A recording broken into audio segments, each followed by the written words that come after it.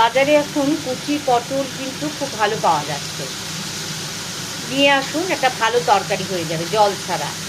প্রথম পটল দেখেছেন আমি কিভাবে কেটেছি, কচি পটল, ছাল ছাড়াতে হবে না, একটু ঘষে নেবেন পটলগুলো।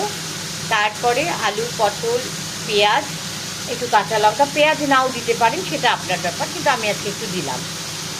আর কাঁচা লঙ্কা, সেটা আপনি যেমন ঝাল খাবেন সেরকমই দেবেন, আমি দুটো দিয়েছি। দিয়ে একটু নুন হলুদ দিয়ে সেদ্ধ করে নিয়েছি প্রেশারে। এবার সর্ষের তেল সামান্য গরম করতে দিয়েছি, দিয়ে আমি কিছু মেথি ফোড়ন দিয়েছিলাম, কিন্তু মেথিটা আমি একটু সাইডে রেখেছি, এই যে দেখুন সাইডে রেখেছি, দেখানো যাচ্ছে সাইডে, এই যে এগুলো কিন্তু তেলে দেবো। মেথিটা শুধু তেলে গন্ধটা থাকবে, কিন্তু মেথিটা কিন্তু থাকবে না, দুই একটা থাকলে অসুবিধা কিছু নেই, কিন্তু পুরোটা থাকবে না। এবার আমি নাড়াচাড়া করতে করতে খুব সামান্য একটা দুটো চিনির দানা, যদি কেউ মনে করেন দেবেন না দেবেন না, কিচ্ছু ব্যাপার না, এটা কিন্তু প্রত্যেকেরই খুব ভালো লাগে খেতে।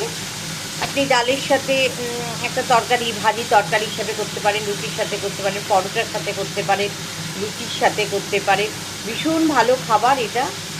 আর যাদের ধরুন একটু রক্তে মিষ্টির পরিমাণ বেশি, তারা এই তরকারিটা খেতে পারেন। আলু ছাড়াও করতে পারেন, আবার আলুর বদলে একটু কুমড়ো দিতে পারেন, ভালো লাগবে, ক্যাপসিকাম লঙ্কা দিতে পারেন, ভালো লাগবে। আর একটা দুটো চিনির দানা দিলে মনে হয় কি খুব ক্ষতি হয়, হয় না, কিন্তু তরকারিটার একটা আলাদা স্বাদ হয়।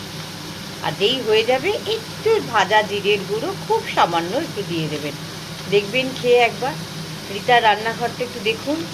আপনাদের ভালো লাগলে অবশ্যই কিছু জানান, আপনাদের পছন্দ মতন কিছু বলুন, আপনারা পছন্দ করুন, আমি এইটুকুই বলতে পারি। তাহলে আজ এইটুকুই থাক রীতার রান্নাঘরে।